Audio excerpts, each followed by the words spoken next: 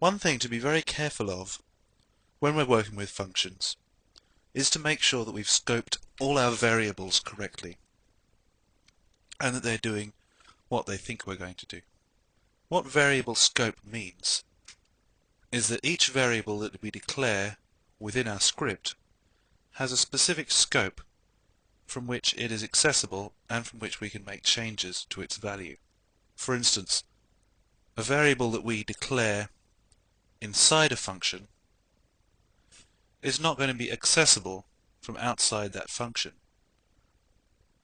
and a variable that we declare outside the function is not going to be accessible from within it. Let's take a look at an example to see the way this works. First of all, we'll just set a variable, let's call it number, and we're going to set it to the value of 4, and then we're going to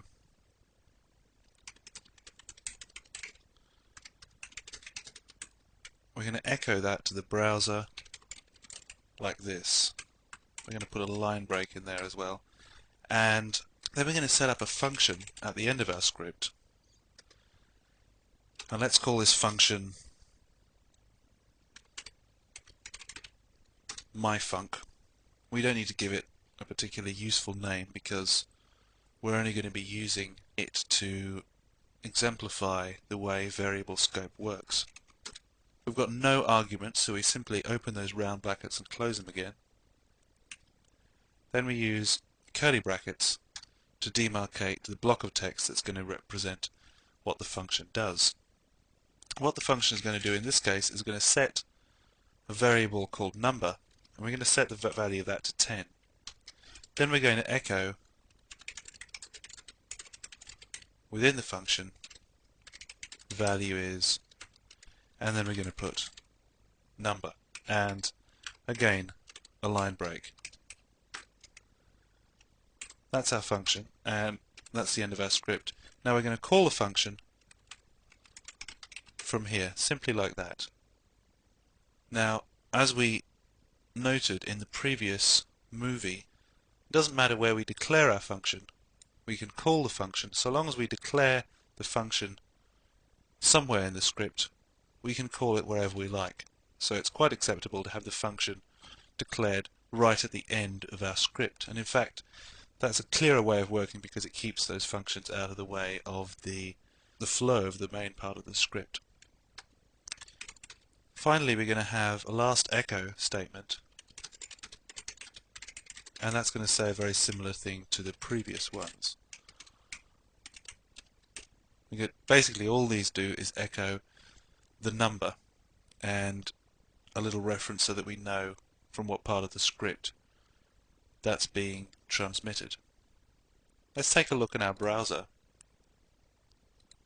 As we can see, at the beginning of the script we get the value 4. The second time it's echoed from within the function, the value 10 is given, and at the end the value 4 is given. Let's take a look back here, and we'll see that this line has produced the output 4, this line produces the output 10, and when we call the number variable a third time, the value 4 is given again. Now, intuitively, we may think that since we set this variable here, once myfunc is processed, then this line should also give the result 10. However, it doesn't. It gives 4, and the reason for that is that these two variables, number that's declared out here and number that's declared within the function, are in fact two entirely separate variables.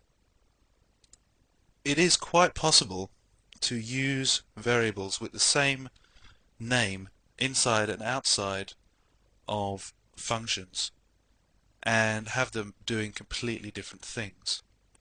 It is a good idea to, as much as possible, avoid that kind of thing, simply to make sure it's easy to, at a glance looking at your script, see what a particular variable is supposed to be doing and which variable is which. However, because of variable scope, we can see that these variables are kept entirely separate.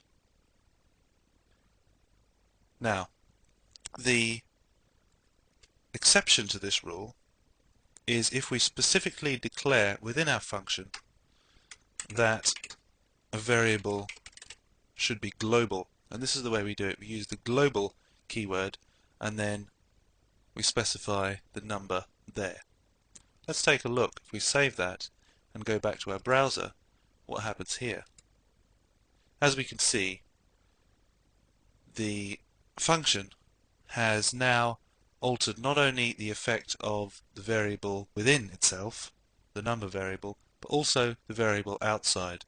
In effect, by saying this, we're effectively referring to this number, this variable as well, and any other variable number that we could use within a different function.